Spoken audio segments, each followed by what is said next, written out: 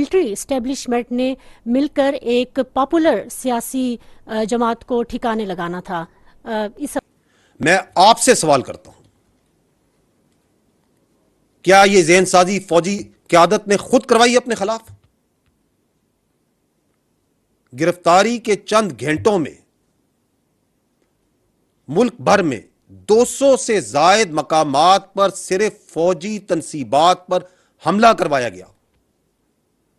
मैं आपसे यह सवाल करता हूं कि क्या रावलपिंडी, लाहौर, कराची, चकदरा, टिमरगिरा, मुल्तान, फैसलाबाद, पेशावर, मर्दान, कोयटा, सरगोदा, मियांवाली और बहुत सी जगहों पर क्या फौज ने अपने एजेंट्स पहले से फैलाए हुए थे? मैं आपसे यह सवाल करता हूं, क्या फौजियों ने अपने हाथों से अपने शोहदा की कुर्बानियों को जलाया?